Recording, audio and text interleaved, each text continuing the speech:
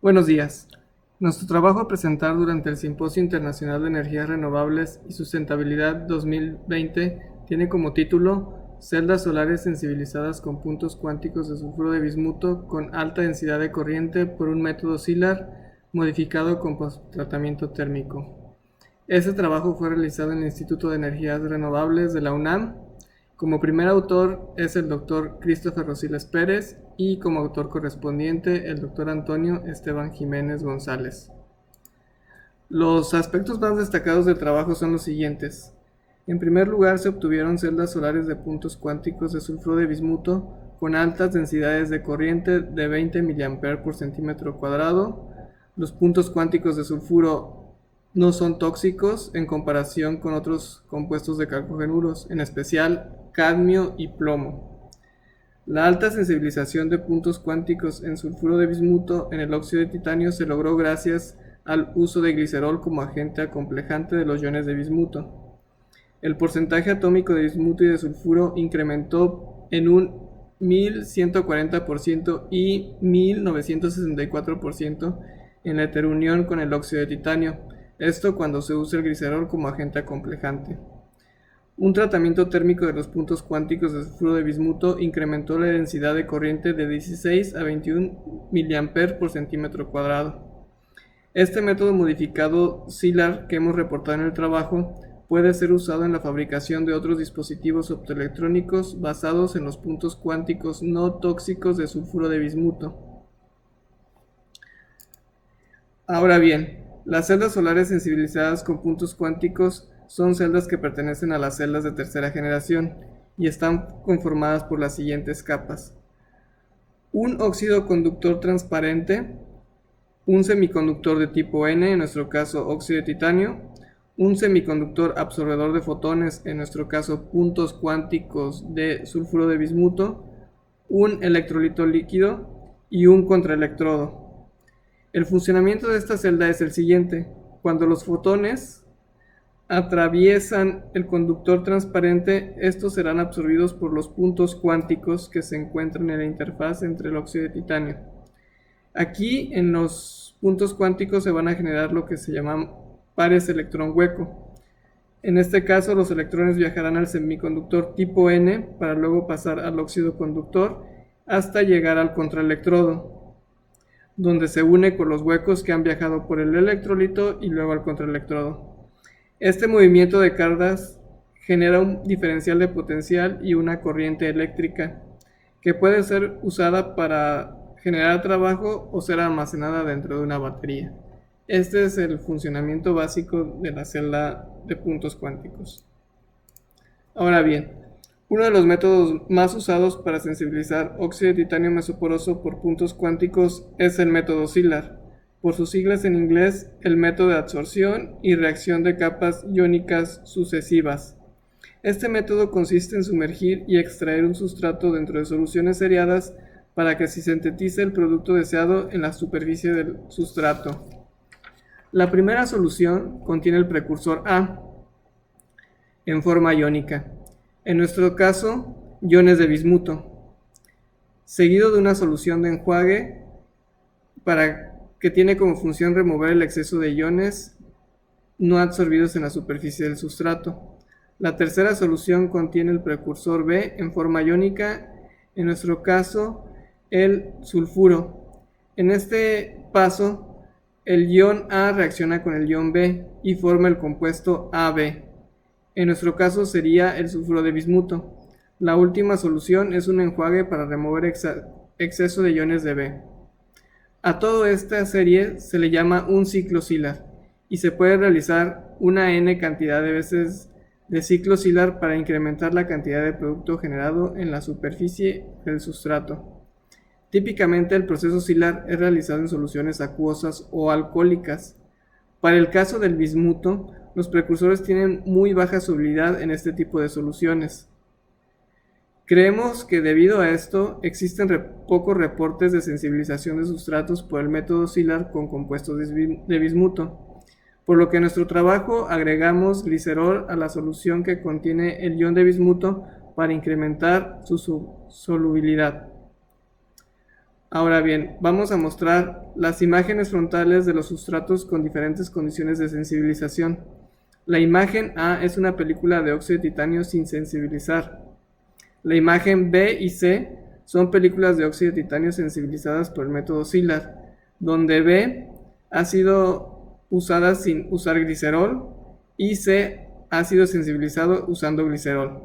En la imagen B se observa un tono grisáceo y que no hay una sensibilización homogénea, con la mayor sensibilización que ocurre en los bordes de la película de óxido de titanio, mientras que en C, de forma contraria, se observa una sensibilización homogénea de color negro en toda la película de óxido de titanio. El porcentaje atómico de bismuto y sulfuro fue determinado a partir del análisis de espectroscopía de rayos X de energía dispersiva de las imágenes de microscopía electrónica de barrido de los substratos. En la imagen A se muestra la ausencia de bismuto y de sulfuro. En la imagen B se determinó un porcentaje de 0.82 y 0.7% de bismuto y sulfuro respectivamente, mientras que en la imagen C se determinó un porcentaje de 10.17 y 14.45% de contenido de bismuto y de sulfuro. Esto representa un incremento de 1140% y 1964% de bismuto y sulfuro respectivamente, con el uso del glicerol como un agente acomplejante. Aquí se demuestra que se llegó a sensibilizar en un muchísimo mayor grado al hacer uso del glicerol.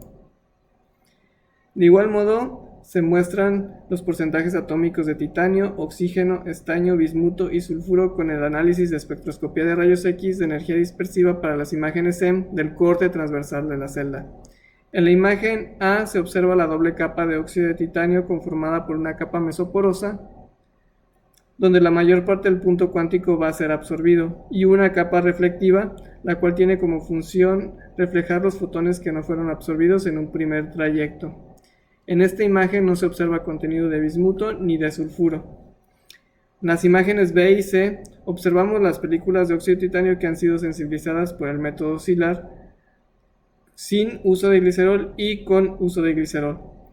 En la B, sin uso de glicerol, observamos porcentajes atómicos de bismuto de 0.14 y 0.15%. Además, en las imágenes C, la distribución de bismuto y de sulfuro son homogéneas a lo largo de las capas mesoporosa y reflectiva. No se observa que en alguna de las zonas haya una mayor concentración de estos elementos. En la imagen C, la que se usó glicerol, observamos un porcentaje atómico de 5.28% y 8.72% de bismuto y sulfuro. Y en las imágenes C, observamos la distribución de bismuto y sulfuro es mayor en la capa mesoporosa, es decir, en esta zona, debido a que posee una mayor área superficial que la reflectiva, lo cual indica que hay una gran cantidad de bismuto y sulfuro en la superficie del óxido de titanio.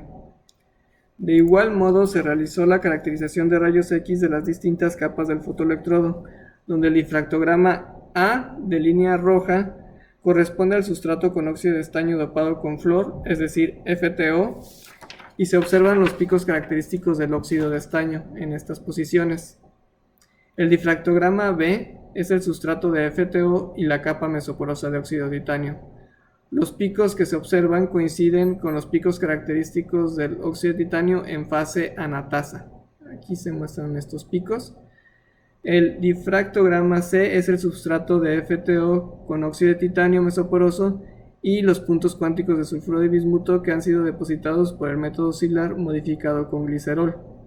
En el difractograma observamos los picos característicos de la fase anatasa y ensanchamientos de picos en estas zonas que van de los 20 a los 32 teta, pero no se observan picos característicos del sulfuro de bismuto. En el caso del difractograma D es el mismo sustrato que en C.